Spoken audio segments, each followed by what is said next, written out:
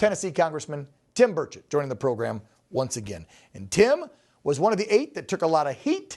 I have everybody calling for you to be expelled, but they want to throw Matt out. Your thoughts on that first before we get to Jim Jordan and Donald Trump.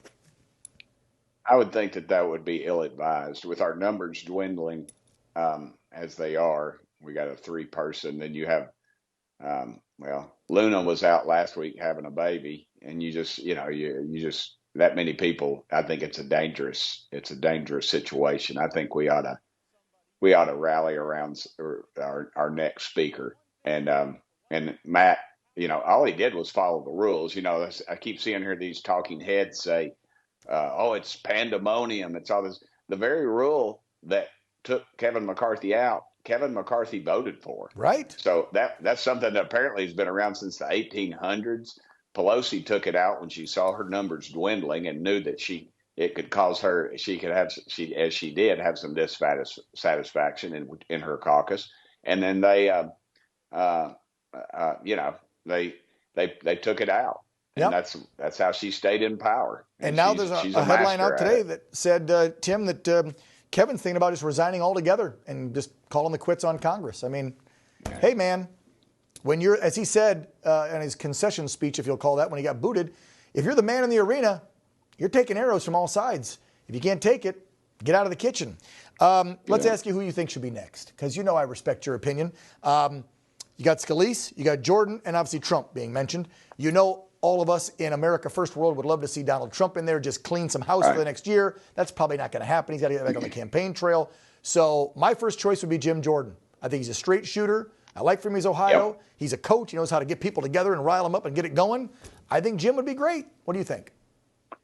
Well, the best thing about it is I was getting attacked on one of the other stations I was on earlier defending myself. I said our bench is very deep. You're in the pictures that they show up, you're going to have that crazy debate between the speaker candidates. I think I'm glad that was ill-advised.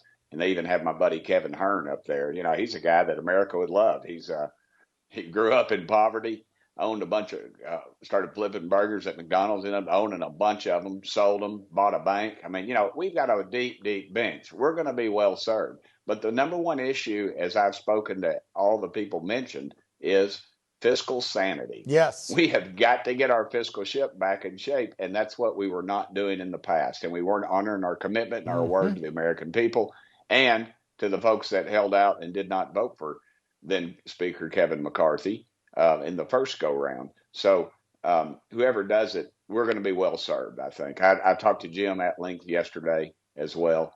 He's been a great friend, and he is a freaking conservative juggernaut. Yes, he is. I think he's my top choice. I see you're being very diplomatic and waiting to see what shakes down next week, so I won't hammer you more, Jim, on it. Tim, that's fine. I get it. I get it. I've got my mind made up pretty much, but I'm afraid if I come out being one of the 8, it's going to cause some problems. Well, you've taken a lot of arrows this week ever since you became one of those 8. I want to play a short clip from Fox and Friends. Excuse me. Something caught my throat. This is Brian Kilmeade, somebody I thought before used to be conservative and was for the America First movement, and then he treated you like this. If Matt Gaetz didn't stand up, you weren't going to challenge. You know that. I believe I would have. Oh, come on. Please. You were praying about it 1 minute. The next minute, you're going to lead an insurgency? So you don't think that praying about it's important? Is that what you're saying? One minute you're praying about how you're going to vote with Matt Gaetz.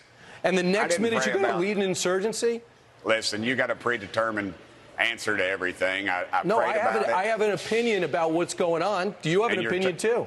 And you talk over me every time I try to make a point. All right, make your point. The point is that we're $33 trillion in debt. This speaker was woefully lacking in leadership skills. He always placed the blame somewhere else. America is going to be better off with new leadership, and that's the bottom line. And who is it? It possibly could be Steve Scalise. It could be Elise Stefanik. It could be Roger Williams out of Texas. It could be Mark Green out of Tennessee. So they all supported Kevin McCarthy, including the most conservative guy I know, Jim Jordan. Why are you smarter than Jim Jordan and the 210 plus Republicans? Why are you smarter? I represent my district, brother. And why are you smarter than me? You're condemning me well, because I'm just saying, I stand up on my own, and that's I'm not what condemning you. I'm questioning you. You don't like being questioned? You're the line of questioning is very negative, and you know that, and I know that. When this is all over with, and we have a new speaker and we're running smooth, let's have this conversation again. Wow.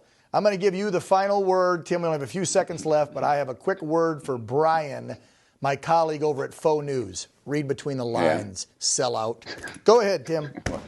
Well, he's the type of guy that throw a rock over the fence and then run home behind his mama's skirt. Everybody knows that.